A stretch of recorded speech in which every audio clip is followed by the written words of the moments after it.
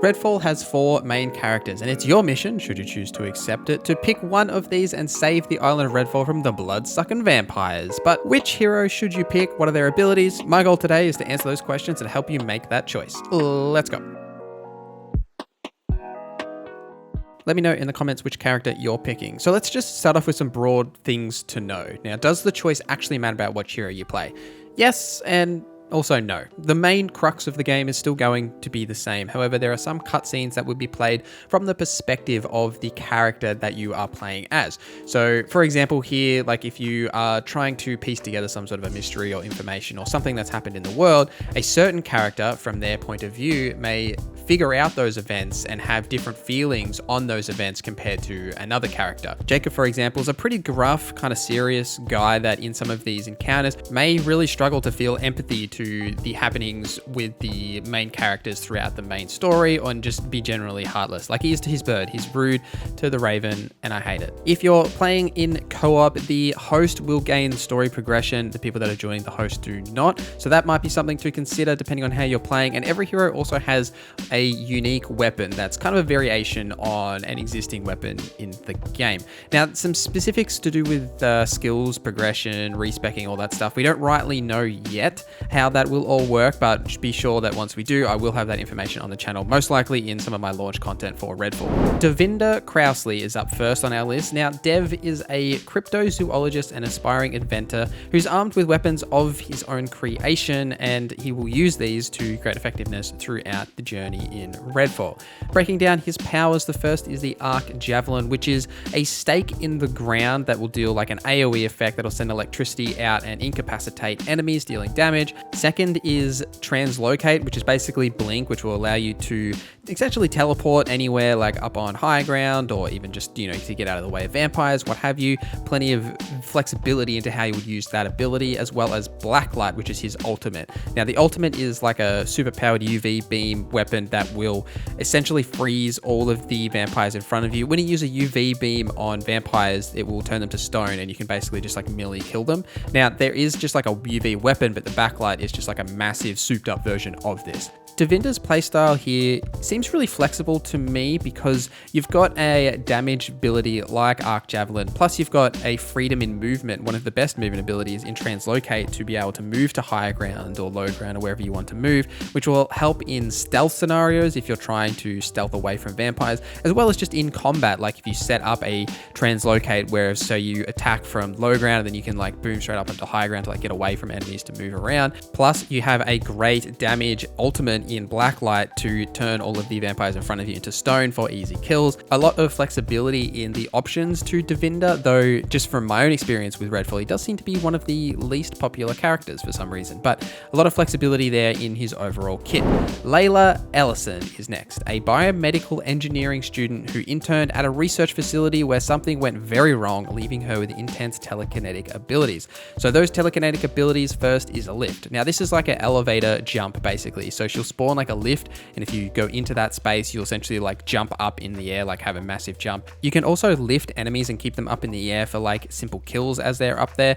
Her second ability is Umbrella, which is essentially a shield in front of you that takes the shape of an umbrella, and that will absorb bullets and stop damage from coming towards you. When you upgrade this, you can also absorb that and then throw that damage back at enemies as well. Her ultimate is Vampire Ex-Boyfriend, which is essentially, as the label says, you will summon her vampire ex-boyfriend and they will aid you in combat for a period of time. It's a pretty funny ultimate to use. Layla is probably the closest to, say, a tank sort of play style in Redfall, I would say, because of the umbrella ability to absorb some of that damage as well as hit enemies back with it. Lift is also a valuable movement skill that you do have access to. I would be playing Layla as a pretty close range, sort of aggressive style with the umbrella to absorb that damage, lift to kind of move yourself and enemies around and manipulate the battlefield, as well as, if you're in a tricky situation, you've got the vampire ex-boyfriend to summon in scenarios as well. But an all-around good option for a team player who's looking to do a little bit of protection of your allies, as well as dish some punishment back with the vampire ex-boyfriend. Jacob Boye is next. Now, Jacob is an ex-military sharpshooter turned private contractor.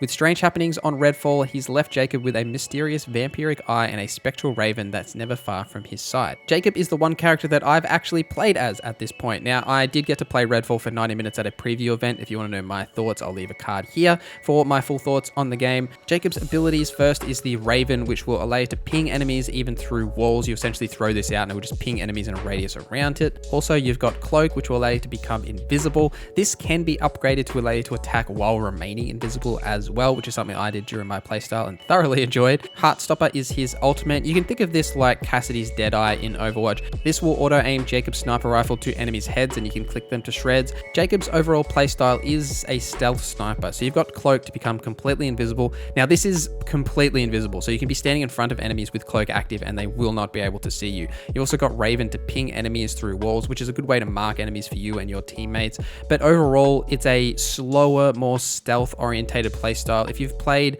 Dishonored or Arcane's previous titles and played as a stealth character, Jacob is probably the one you're going to go for because of Cloak and the Raven ability, so you know where enemies are and you can manipulate them a bit better and avoid them a bit better because of that Raven ping and being able to see them through walls. Jacob is also all about long-range damage with that sniper and just in general long-range damage. So there's a lot of potential in a team environment here to be sitting in the background somewhere far away and like picking off enemies as a bit of that kind of sniper playstyle. Remi De La Rosa is our last character here. Now Remi is a combat engineer who spent her life on the front lines. With the help of her robot cohort Brybon, she's determined to help rescue Redfall's survivors. Brybon, the robot companion, is the most unique part of her kit, which will follow her around as like a little AI companion.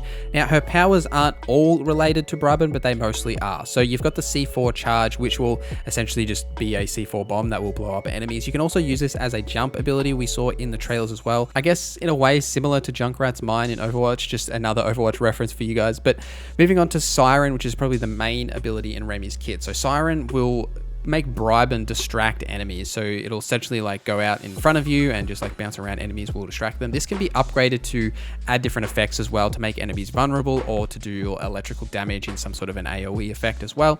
The ultimate for Remi is Mobilize, which will heal allies as well as revive them. This will also heal yourself too. So Remi's kit here is very support focused with the companion. Now, a lot of her abilities as well are based around close range damage, some of her passives and stuff. At the preview event, Ellie the Geek, a friend of mine who also has a great YouTube channel all about arcane content, which you should check out, played as Remi during the preview event, and we've been having some discussions about whether Brybon attacks outside of the Siren ability or doesn't.